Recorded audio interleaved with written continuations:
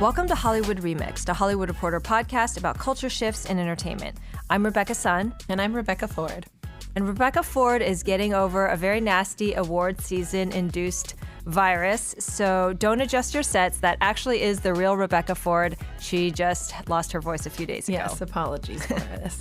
Each episode, we do a deep dive into a single topic, a type of character or a type of story that has traditionally been underrepresented or misrepresented in pop culture. So for today's topic, we're going to be talking about diversity in sci-fi, but actually more specifically, race in space. It goes, race in space.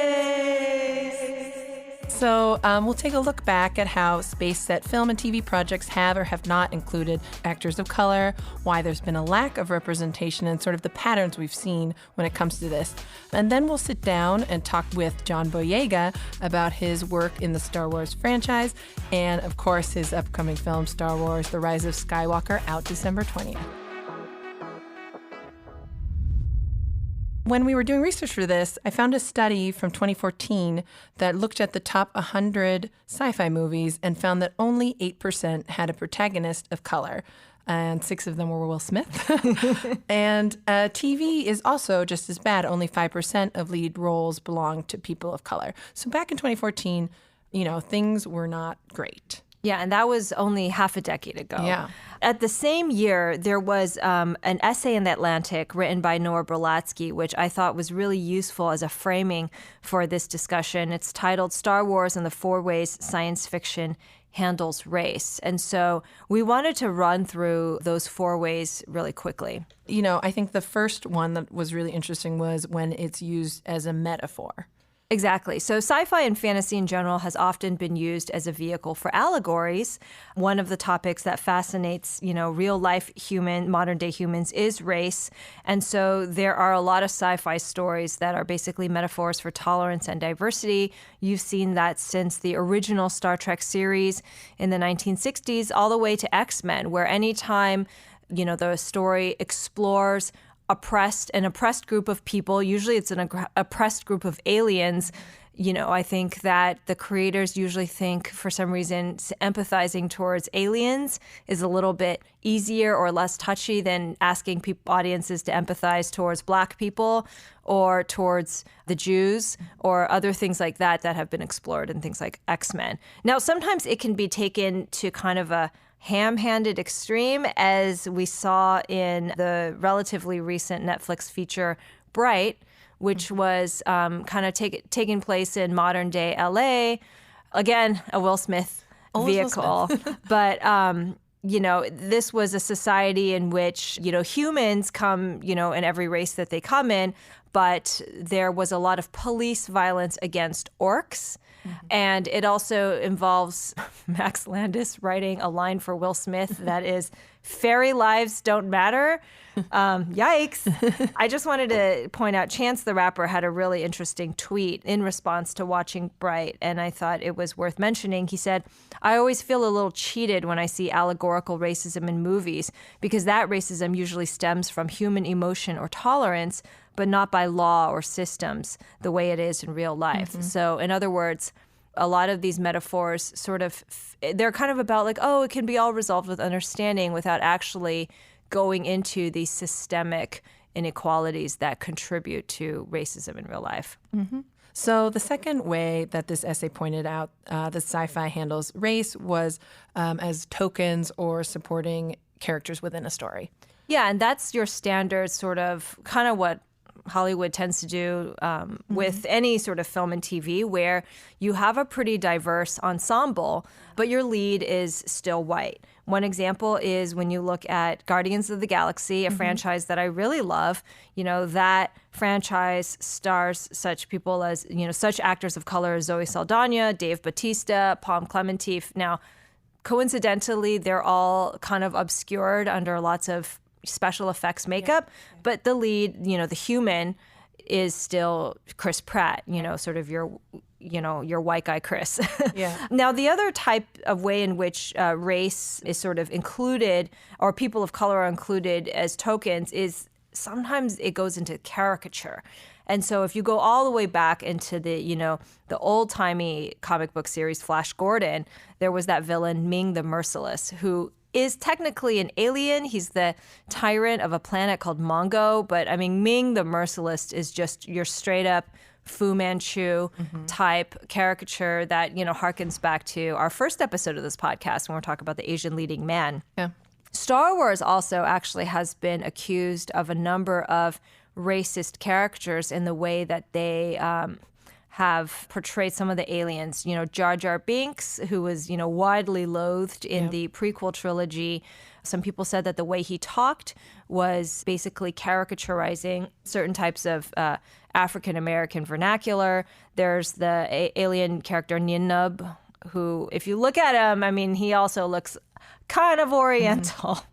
Watto, a greedy merchant, sand people. You can, if you're not familiar, you can kind of Google and see a lot of what's written about those caricatures there.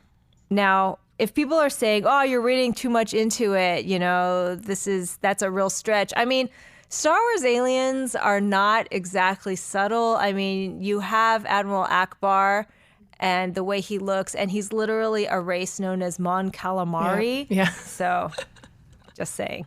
And so another way that we see race approached in sci-fi is in these sort of alternate universes where it's like race doesn't exist anymore. Yeah, exactly. And so that's where you have racial inclusion, but you live in this sort of like post-racial utopia where race is just not a factor in the future or in outer space or whatever. A lot of times this is where racial inclusion is really, really subtle. The essay cited the works of Ursula K. Le Guin, who in her Earthsea fantasy series, she actually, in the descriptions of her protagonists, they were supposed to be people of color, but because it's so subtle, Hollywood had no problem sort of just automatically whitewashing those leads when it came to adapting those projects. Now, this happened in modern day, franchises like The Hunger Games. People who read the book will know that Katniss Everdeen is described as a young woman with, she's a brunette, obviously, but she has olive skin. But, again, she's played by Jennifer Lawrence in the Hollywood version.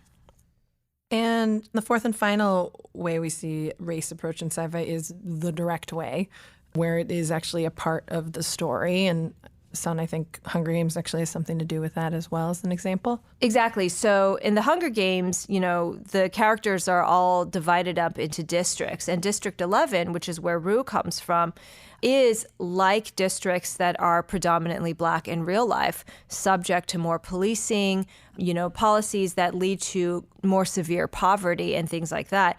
Another example is Octavia Butler, the great African-American sci-fi fantasy author. In her novel Dawn, the protagonist is a Black woman, and she is just as much questioned about her leadership abilities. There's assumptions made about her choice of romantic partners because she's a Black woman. And that basically mirrors the experiences of real life Black women. It should be said that Dawn is finally getting a Hollywood adaptation by Ava DuVernay and Victoria Mahoney, the first Black director of Star Wars. That is a great combo. I can't wait to see that. Yeah.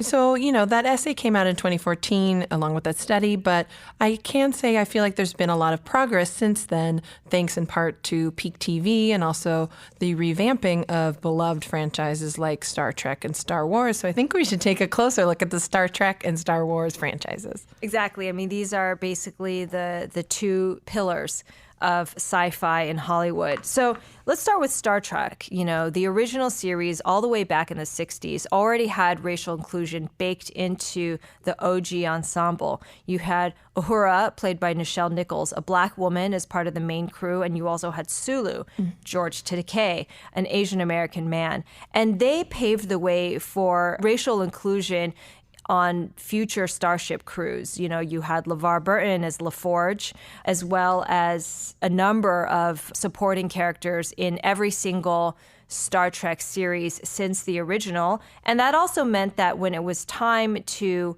remake the original crew, the Enterprise crew in the movies, you had, actors of color like Zoe Saldana and John Cho be able to canonically step into those character roles. So there wasn't a complaint about, why did you race bend these characters? They were Black and Asian from the beginning. I think it's also worth mentioning that the 90s series Deep Space Nine saw the first Black lead of a Star Trek series in Avery Brooks playing Commander Ben Sisko. Mm-hmm. Going on with more Star Trek, there is a little bit of I don't know if we should do half credit for Khan, one of the most iconic villains in the franchise. Khan was originally played by Ricardo Montalban, and then in the Kelvin timeline in the JJ movies, spoiler alert, also played by Benedict Cumberbatch. But then the character is like South Asian, so I don't know. That's a half credit. Half credit, yeah. Yeah, okay. Fast forward all the way to today, where the current Star Trek series Discovery has a Black woman as the protagonist. That's Sonequa Martin Green's Michael Burnham. The show is incredibly inclusive and also features Michelle Yeoh, the great Michelle Yeoh, as, sort of the first Asian woman we've seen on screen as a Star Trek captain. Mm-hmm. So when we look at the Star Wars franchise, when it comes to the original films, Lando Calrissian, played by Billy D. Williams, was sort of the first significant character of color in the franchise. And then later on, Samuel L. Jackson played a Jedi Council member, Mace Windu, in the prequel trilogy. And those were sort of the two major... Yeah, the two main. One in each trilogy. Yes, you get one per trilogy. But luckily, the new franchise, I think, is much improved in that front. Yeah, exactly. I mean, also in the trilogy, you had James Earl Jones heard but not seen as Darth Vader, and obviously Anakin Skywalker is a white character, right. So. That's just James Earl Jones and his amazing deep voice there. So when it comes to the new franchise, there's a lot of actors of color in, main roles. Of course, Daisy Ridley is the primary lead, but, she's surrounded by Oscar Isaac, Kelly Marie Tran, and now in this latest film, a newcomer, Naomi Ackie, who has a major role in it. And then, of course, more recent standalone films, you have in Rogue One, Diego Luna, Riz Ahmed, Donnie Yen, and Jing Wen. And in Solo, of course, Donald Glover and Tandy Newton. So there's been a lot of great characters brought into the franchise.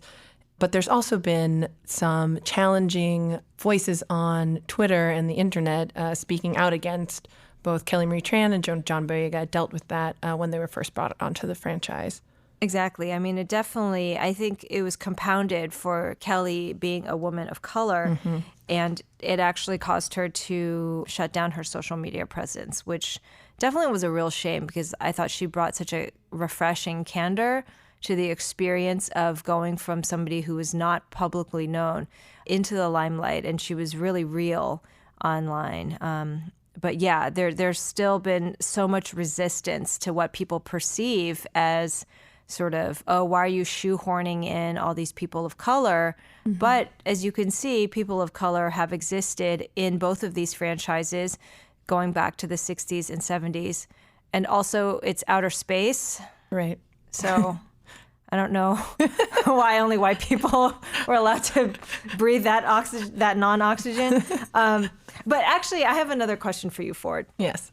Which is, this has sort of also been debated, and I've seen this a little bit in some of the talk around the rise of Skywalker, which at the time of this taping, some people have now seen, which is, do you feel that these new characters of color are being used in an inclusive way in Star Wars or sort of as tokens? Because, when the characters for The Force Awakens were first announced, it was Daisy Ridley, John Boyega, and Oscar Isaac, sort of as a trio. Mm-hmm. Now, I think that 2 out of 3 movies in, it's clear that Daisy Ridley's Rey is the lead. Yeah. And Finn and Poe are sort of a little bit more supporting. And, you saw that too with Rogue One. I mean, Rogue One was a fantastic ensemble and very, very, very diverse. Mm-hmm. But the lead is still a white female, was Felicity Jones. So as Jyn Erso. So I don't know, how is it using its characters of color sort of equitably?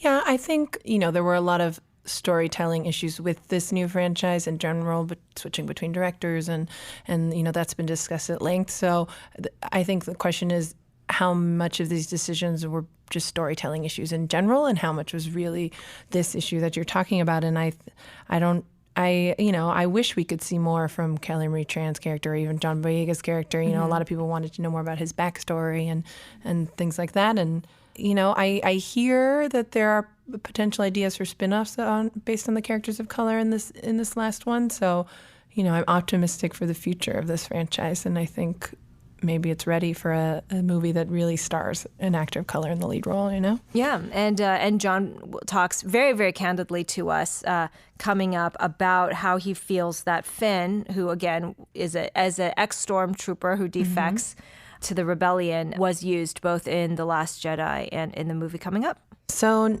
up next, we'll sit down with John Boyega to talk about everything Star Wars.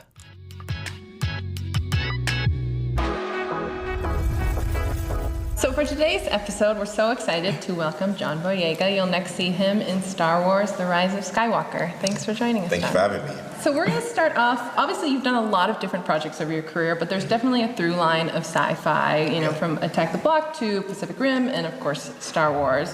What is it about this genre that you enjoy being a part of?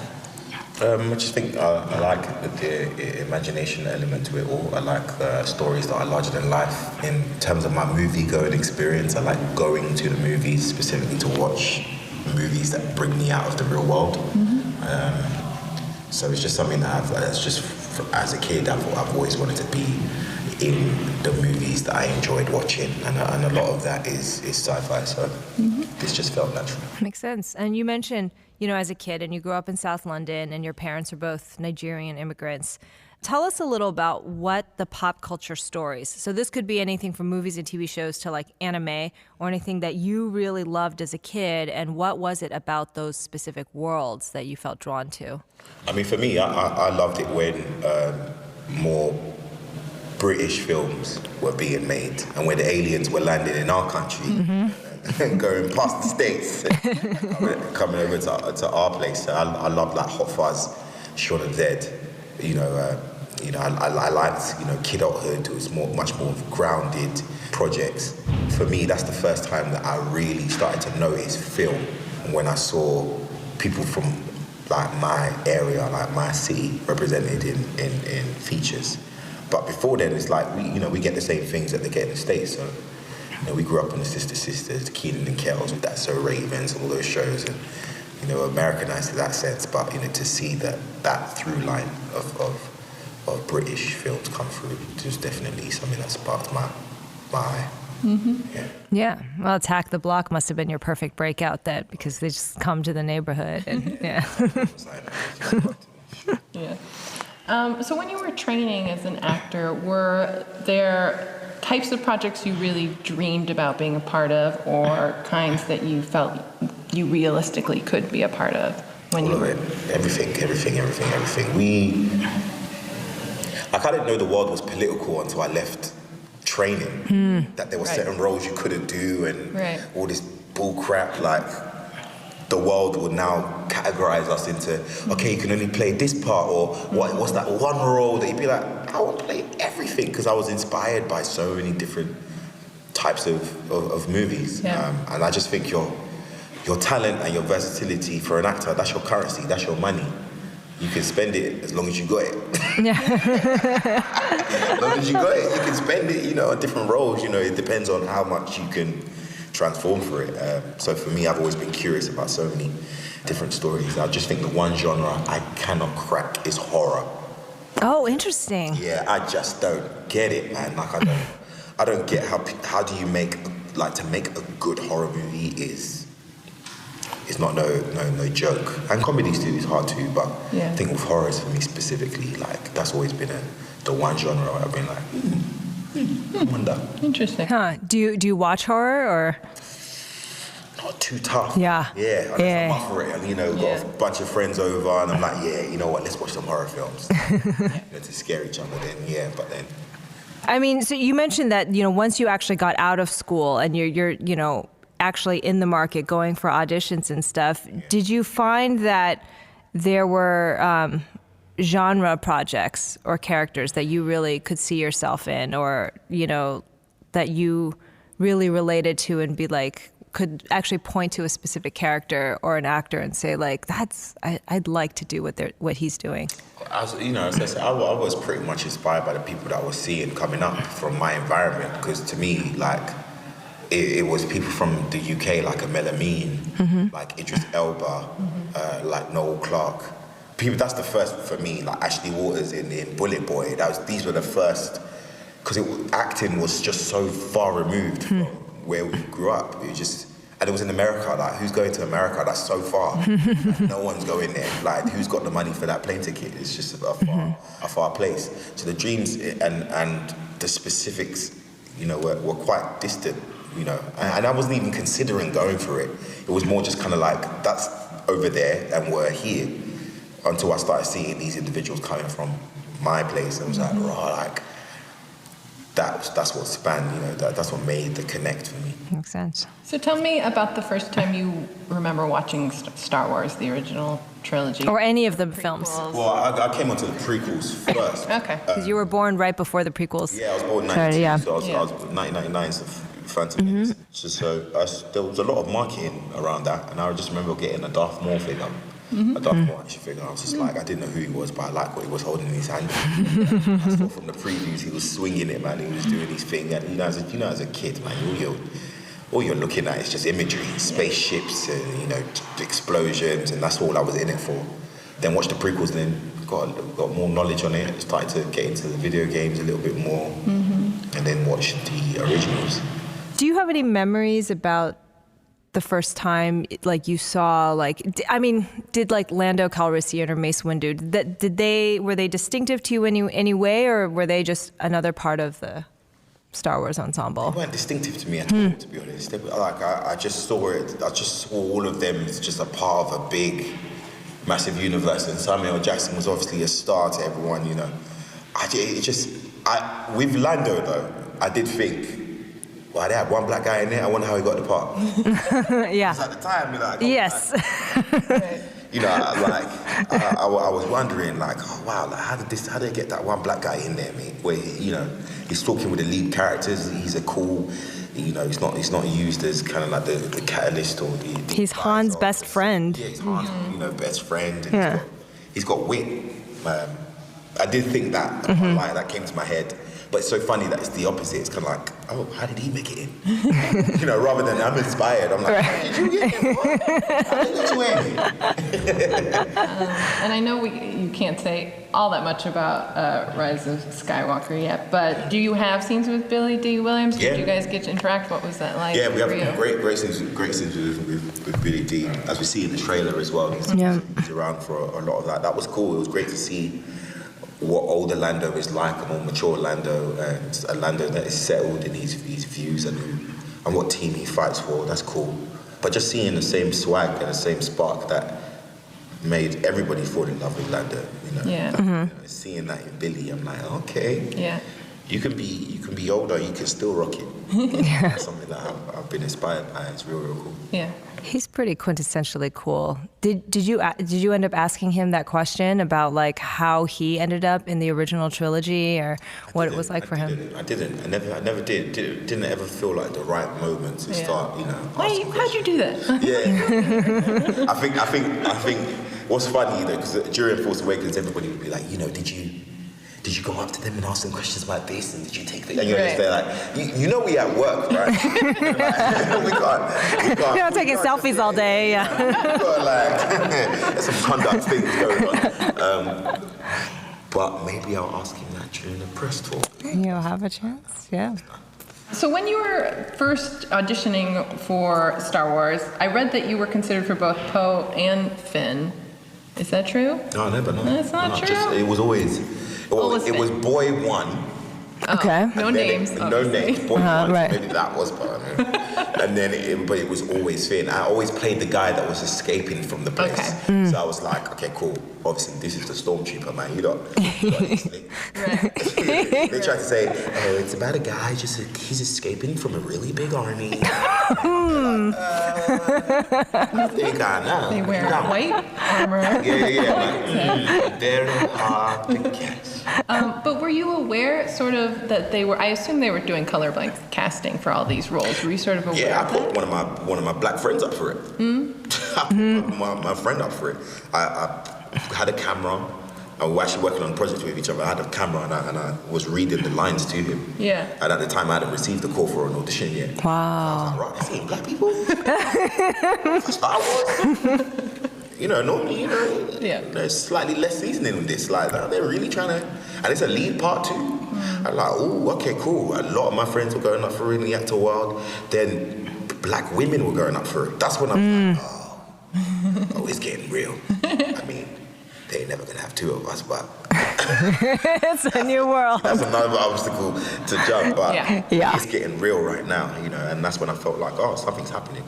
Yeah, well, I mean, now they have Naomi and, See Rise of Skywalker. how that transition. I'm waiting to see how that works. That was nice. That was nice. And be in the movie at the same time. You don't necessarily have to be It's kind of like siblings. the same way we're in the world at the same time. Interesting. There can be more than one. Wow. Your friend is not upset that you got the role over him, the one you helped audition. That's his business, man. That's his business, mate. You know what I mean? I did help him with the audition technique. Nah, he's cool. So when the first teaser for Force Awakens dropped, you're the first face that people saw from a Star Wars movie in like a decade. The helmet comes off, and people were right. Stormtroopers are black. Some of them, at least. Some of them, There was a lot written about the added diversity in the cast, particularly about, Finn, and some of it was good, some of it was ignorant. Yeah. How much were you prepared for that particular reaction over race, over inclusion in Star I Wars? wasn't really prepared at all, to be honest with you. I didn't think that would be the reaction at all. I didn't think that people would be like, oh, it's a black. I didn't think that people were gonna really fixate on it. What I found funny was that racists were kind of hiding behind the notion that I was chosen just because of my skin color, Right. and that I didn't audition for months and Yeah. months. Right. And that even if you think I'd have zero talent, JJ did, and decided that I'd have to go through a process to prove it. So, this is not the imagination, people. This is real life. You can't just get chosen to be in a Star Wars film because you're black. so for me, that level of ignorance, I knew that. I was just like, wow, really? People are dumb? Like, Yeah. people really are, living in them dinosaur days in terms of the mentality and in forward thinking. Once I realized that, I was kind of like, that's what makes the masses, though. To be honest, that's what makes the masses the masses. Right. You take away the ability to think, practically, and to have perspective. It just makes it, that's just like how they'd like us to be, the general public, which is not really forward thinking and not really aware. Once I was aware of that, I was kind of like, oh, you lot are babies, whoever reacts like that, you're just a baby in the game and just a part of the masses of ignorance. And I definitely don't want to be a part of that choir. Yeah. So for me, also knowing, I had friends that were going up for certain things and that had got certain parts, so I knew, there was a Black Panther coming. Like I knew, You're friends with Letitia, and I knew these things were coming. So I was kind of like, there are a lot of projects are coming out that now, are a lot of the opportunity for black actors. I was kind of like, just kind of warn them, just get used to it, Right. And at the time, you Instagrammed basically that, to whom it may concern, get used to it. Yeah, man. And I'm curious if, because this Star Wars and sort of fanboy community is so vocal and active, has your relationship with social media changed over time? Do you still approach it the same way when interacting with people? Yeah, I approach it the same. I approach it the same way. I'm so comfortable with my individuality at this point in my life. I feel like I'm 83 and I don't. I feel like that because I'm like, if any of us were put in my position, like if you were given the part to play Finn, regardless of who I am, even the people on the computers making the bad comments, if that individual, if Star Wars offered them that opportunity to play Finn, those individuals would be judged for whoever they are, or whatever they're doing in some way, fashion or form. And that's something that I've had to accept over the years. And, with social media, it's just so funny to me how factual people think they truly are. People are dumb out here. Like what you're talking about makes no sense. Like, I have people online that will give you and will tell you about your life and be like, no. This is what you did. And you're like, in actual real life, where, in reality, no, that's not the case. So in terms of that, it changes it. But it's just a mere realization, I guess, for me, living as a normal person, then now living in this whole celebrity world, knowing just like, oh, wow. So we were thinking that, this person was doing this, and that person means this, and this is what they mean with this, thinking that we know these people, when we don't know a damn thing. Right. And we just here wasting our time, just debating shit that doesn't really matter.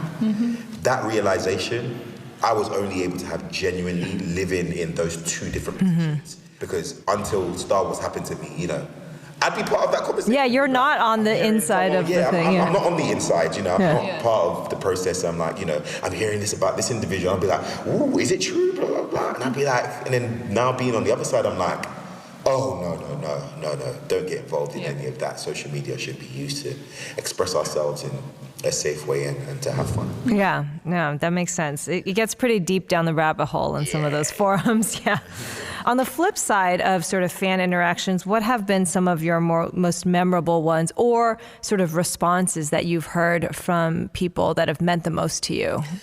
There was one guy that didn't like the movies. Didn't like them. He just hasn't been able to get to grips with it. And I saw him, I was just doing a press event in New York, and I was coming through the airport, and he kind of was like, I just want to have a conversation with you. I don't really particularly like the movies, but I appreciate you guys, like you, Oscar and Daisy, and what you guys have put into this Star Wars fandom. Like, he told me that his daughter loves the movies, and he goes, obviously I'm going to debate with her when she grows up, but it's like, it's been nice to even just enjoy Star Wars being around. He did say to himself that he's a bit much more into the novels, but for me, that's the first time I had interaction with a fan face to face, in which I was just kind of like, wow, I wish I could have this kind of conversation with everybody on socials. I wish I could. It's a real conversation. It was face to face with somebody. Like, I disagree. Like, I really, just as a Star Wars fan, obviously there might be bias because I'm in it, but I really liked Force Awakens. I really, really did. I think it was a great way to establish the story. But it's also nice and heartwarming for me to meet a fan who doesn't agree with me, but yet we're still able to have quite a peaceful conversation, in which I was kind of like, yeah, man, actually you're cool, and I appreciate you. You stopping me. Well, it's that level of respect, it sounds like. I love it. I love that. Yeah, civility. Well, I mean, speaking of like people's responses to the film, we have our very first listener submitted question for the podcast from listener Daniel Sun. He's wondering, what did you think of the direction that Rian Johnson took with The Last Jedi? That's been the ongoing subject of a lot of conversation, and specifically with Finn. Yeah, I've been honest in saying that certain parts disappointed me. Like, I didn't necessarily dig some of the decisions that were made creatively. I think some of it was selfish on my part too. But in general, all of us, me, Daisy, Oscar, because we just wanted to be with each other. Right. You go. You guys were separated in a little bit more. Yeah. And for Daisy specifically, I mean, she was like in the trenches, working the hard. I say hands down, Daisy works the hardest in this whole franchise in terms of the actors. Like, she's doing a lot of her own stunts. She's training up for stuff, and then she's always. We're in the resistance space with the resistance. Like, we've got more of a vibe on set, whereas Daisy, normally, most of the time, is by herself somewhere, figure out her powers. That's a lot of on-set time by yourself. It's just, cold, and she's always wet all the time. So it's like, that in itself was frustrating. But what I was excited by was, I liked the idea of Ryan having his own take on something that was quite important, and I liked the idea of these characters being challenged and separated and stressed, like everyone's just trying to get to each other. That excited me. But, you know, I will be honest in saying I think that they could have done better with Finn, especially with Finn and Rose. And, you know, as a black person, you're gonna feel a bit type of way. You're gonna be like, absolutely. You lot knew everything to do with Ray and Kylo when it comes to you lot. The story just wasn't hitting for me anyway, personally, with Finn and Rose. But, you know, I definitely enjoyed. You know, I didn't notice that on set. It's only when I watched it. Right. But I enjoyed the experience of making it. Yeah. And so when it comes to this trilogy and Finn, what are sort of your main priorities about the way he's portrayed? How do you get to weigh in on who he is on screen? I guess it's complicated in a way because, you know, Markin himself as well has been kind of honest about that he wasn't feeling. And I can't lie, I was feeling the same way because that's my boy Luke, man. Come on, man. Like, my boy Luke needs to be about it. My boy Luke needs to come back and do some damage. Yeah. Do you know what I mean? Like, people want it. Searching for this guy, we find him on the mountaintop. Let's go. Let's go, Messiah. Personally, I wanted him to be levitating a boulder, like, or something. Like, you know, I wanted him to be levitating a ship, just standing on top of it while it's floating. Amazing. I wanted the farm boy to have, you know, his big moment. And like Mark, for some of it, you need to just let that go. And for some, you realize you were right. You were right. It would have been better that they went with your idea, whatever it is. But for some, a lot of it, you did still realize as well that actually that's what's best for the story as a whole, and that you know is easier to accept. But for what you don't accept, you're always going to be a bit salty and thinking, you know what, man. Yeah. They could have whipped that out. You know, I always wanted Finn to be force sensitive. You know, I always thought that. Yeah. Oh, I really wanted it too. I wanted it so bad. You know, I wanted that, and I did. You know, just to enhance the ensemble feel, I did want Finn and Ray to be side by side in battle, you know, because how many times did that girl go and fight Kylo Ren? Leave her alone. He's so creepy. She's so creepy. Just want to leave her alone. Out the way. Just come on, leave her alone. But, you know, I always wanted to see that. But you know what? I just wanted a strong Finn. But in Force Awakens, I was cool with Finn being weak. We've all been weak before. Yeah. And what frustrated me when people were like, oh, we just want him to be strong and badass. I'm like, all those characters that you find strong and badass had a bloody freaking journey.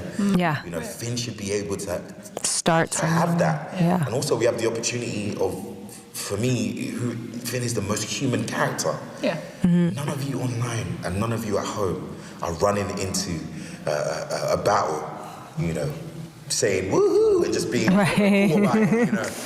Even if you do that, you got to work up to that point, you know. You got to have one character that's a bit like, you know, we need to think about it. So, I don't know about this. I loved playing that.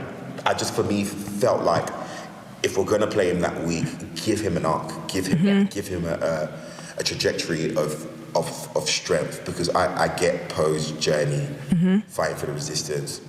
Rey has the Force to guide her. Finn so far has just been his mere motivation, you know, leaving the First Order, the story of a stormtrooper that switches up, that changes. The one, like the first stormtrooper to kind of add personality to what we've seen. We've seen them in kind of like mannequins. So yeah, literally. Like I feel like he deserved strength, and I think that comes full circle in episode 9. Oh man, a lot of people will be looking forward to that. Yeah, man, a lot of people, and even my family, even my mum and dad, even my parents, be like when they get late, you like, because I'm not no small guy, like I get down with the stunts. I think you could throw down. The block, you know, we threw down with some bravery there, and I think seeing that side of Finn is going to be quite exciting for people. You mentioned earlier too, like there's that added awareness that you are one of the few major Black protagonists who have been in the, you know, certainly in Star Wars, but also just more largely in sci-fi fantasy. You know, we've talked about this before, Lord of the Rings, Game of Thrones, you know. And so how much does that sort of add to your desire to have your characters represented in a really specific way? It's big, to the point where, you know, certain times I'd be on set, be like, oh, you know, play a bit more fear, and I'd be like, I'm not doing that. I'm not doing that this take. not doing that this take. It just doesn't make me feel comfortable. That every single time the people showing fear just so happen to have hair that you can't get a comb through. Is it that it's sometimes too unnatural? We're not involved in the buzz of and the feel and the branding of what is the movies. Right. And so sometimes you're like, yeah, nah, I'm gonna put my foot down because, like, you know what? In this particular moment, especially in episode 9, you know, the shot that plays in the trailer with me and Naomi. Yeah. Yes. Like, we would pick each other up on stuff. Like, there'll be sometimes I'll be like, Gnomes, like, I know you're tired and we're cold as hell, but we need to get it. Like, this is a black man and a black woman on horses with a cavalry leading the charge in Star Wars. Yeah. And you're not only black, they haven't light-skinned you and made you, you know, a lighter skin black woman. You're a brown-skinned woman with your afro hair out. We need to make this look bad. This needs to look really, really cool and really sick. So in those moments, like, you're aware, you know, me and Naomi have very transparent conversations in terms of that, you know.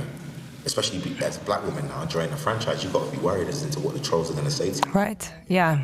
And, you know, those are the conversations I would have with Naomi, who has these natural feelings of like, okay, cool, it's new and it's fresh and I'm stepping into a new world, but it's like, you got to have someone there to say, yo, you got this. And I don't know, not to be biased or nothing, but it's just facts. It just feels so good when a black woman's there on baby, I got you. Like, I got you, king. Like, let's get this and just kill it. And that made me feel real cool. That's awesome, man. And again, that underscores the importance of why, like, if you just have one, it's like more than one. This, right? The people that are passionate about the fact that their white world is, to them anyway, is dying. Yeah. That's because of the benefits that you've been getting from representation. People to talk to. You know what I mean? It's like the same thing. It's the same passion. It's the same feel. That same thing that makes you feel like, oh man, we've been enjoying these characters and they've been, you know, these are the characters we're used to. And that same feeling, what makes you think the next human being doesn't want to feel that? You know? Literally. So for me, and it's getting rid of the lie that we can't all just enjoy, you know, things with different people in, you know. Yeah. Sometimes I ain't gonna go see Henry VIII. And everyone's gonna be white in there. I'm gonna be cool with that. It's Henry VIII. Yeah. But you know, in moments when we can expand, bring other people in that are talented, that do deserve the job, but come from these, you know, from different places all over the world, it helps. Especially this dying light of cinema, it helps bring it back and move it forward. Yeah. I think so. Yeah. And you, the other giant sci-fi project, you were part of Pacific Rim Uprising. You were a producer on that as well, and I know you're now, you know, have a focus on producing other projects, even ones you're not a part of. Why did you want to produce as well and take on that sort of Because I noticed that the culture of people's real lives, like what people experience in their lives, like especially as creatives, is implemented into the decisions that you make for projects. You know, if you're from a suburban area or white, and you've never had that curiosity about the world and other cultures, you're probably going to write stories and the leads are going to be from where you're at. Which is fine, you know, just as long as we get the buffet of opportunities for then other people. So with my story, my perspective, I think a lot of the ideas that we're working on, a lot of the ideas and the collaborations that we're even having are unheard of. And in an industry where I've got kind of like double scoop, you know, I know what people are reading right now, you know, I get sent some stuff, and to see the kind of ideas that sometimes are being established, they're quite samey, because your experience is samey. And, you know, your curiosity is samey. You know, you're not reaching out to worlds that you haven't explored. And for me, I never want to get stuck in that. So with producing, I'm able to utilize those skills, because, you know, I went over to Jamaica and had a good time and met somebody who told me a strange story that, you know, led me to an article or whatever that I want to get the IP for, you know, or, you know, when I went to Nigeria for Christmas, you know, I went to see my grandma, she tells me a historical story, you know, about the Nigerian riders of the North, and I'm like, you know what, ooh, that would make a good movie. I find myself just being attracted to these ideas. Like Spider-Man is attracted to danger. It's like, I might as well be a superhero then. If it's going to be coming to me like this, I might as well develop something. So that's something that I've been doing, and the more and more I do, the more I'm like, I love this, you know. And it's just to hear about certain things, like Kathy Kennedy was George Lucas's assistant. J.J. Abrams was like worked on a Steven Spielberg movie when he was young. I'm like, come on, man, we need to implement some of those, those connections. Apprenticeship, mentorship, especially for the unity and the future of what we would like to release, and then obviously having ownership and control over that. So I'm very, very interested in that side of things. Cool. I'm excited to see what comes out. Seriously, do you think that there's a growing acceptance of more of these sort of different storytellers and stories? Is it happening kind of more on the audience side or from the sort of gatekeeper side, or maybe both? I think both. Yeah. Both. I think some of the misconception is when people say, I think in general human beings do one thing where sometimes we don't know how to kind of take in the complications and the details of the world in stories. So we like to categorize it. Right. This versus this, and we like to make it much more simple. And you can see that in the culture of people going, well, if Hollywood do this, when Hollywood make this, it's like, who's Hollywood? Right. Who are you talking about? Hollywood are a mixture of people from high class to working class or a whole bunch of creatives. And there are people that have those experiences, the same experiences I have, and who are in Hollywood, who are open to those stories. To find them and to filter, obviously, is another journey. But there's a mixture. So I feel like on industry side, obviously, if you connect with people who have that awareness, and by the way, some of these people are white. Yeah, it's true. It's true. I can't lie. It's just factual. I've met people and I've sat down and they go, look, well, I funded this movie. I actually put my money in this film, and this is what I want to make next. Are you game? These people are white people saying this, and for me, the complication and the confusion of that mixed with obviously the audience that is happening on both sides, but it's all about what is done now and whether or not industry side that is going to come. Yeah, that makes sense. Yeah. It's coming up. No, it's coming. It's coming up for sure. So I speak to a lot of actors, I'm like, you need to produce, you need to get in and write something, come into the office anytime and come visit us if you lot. Because I want more people to create, then we won't have a lot of these discussions. Right. I'm not about to, if I have children in this lifetime, I don't want to have to, say, this is why they don't have a lot of, black people on screen. I don't have to do that. I don't even want to have the conversation. Right. Yeah. To be done. In order to do that, I think that much more people in front of the screen have to then find their way behind to help to aid that, which is good. Exactly.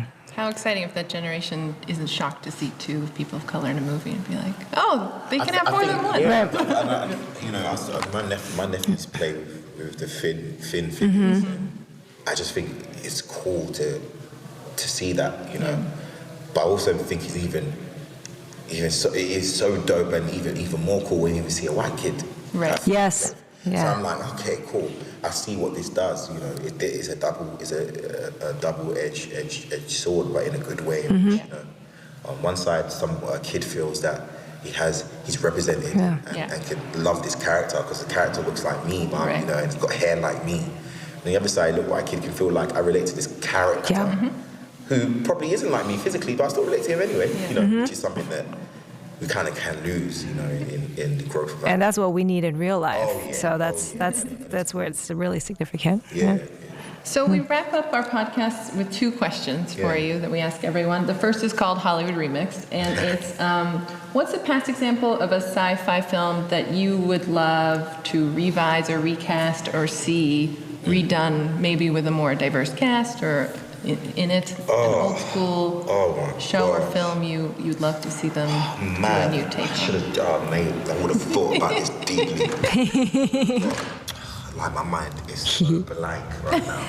We'll ask you the second one, and then you while that maybe that'll jog, because the second one is related, but it's called The Hidden Gem, which is there again a story? It could be a movie, TV show, or an anime or anything that highlights people of color in sci-fi that you would like to just recommend to your listeners, that this is a hidden gem that more people should know about. I think the anime Afro Samurai.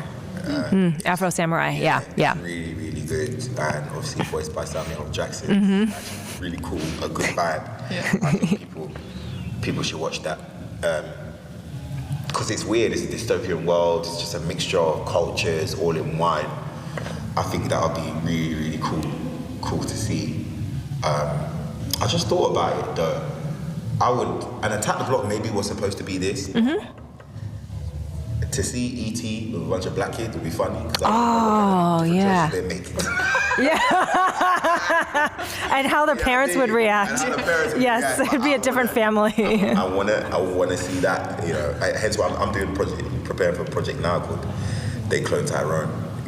Yeah, I heard about that. Based in the South. It's, about a secret organization underneath the hood that are cloning black people. And I just reading the scripts, it makes me laugh because there's just cultural, like stereotypical in a sense, to a certain extent. But things that, we just laugh at, it's just so funny. You'd be like, oh man, that's some black people shit. That's something that we would do, man. That's funny. And I love seeing that implemented in something like a classic like E.T., one of those childhood stories where it's just young kids, but they're just really just talking shit, just talking how they want to. One of them has braids, another one has puffy hair, and there's the Latino guy in there, there's a guy from China that's just come to the country, that would be hilarious. Really. That would be. I feel like that's where these nostalgic shows are going. I was just thinking about like Lucas from Stranger Things and the fact that this is like a black kid in the 80s growing up in Indiana who just loves Dungeons and Dragons. Yeah, and I love that. That he has always existed, and now we see it on screen. Yeah, it's great.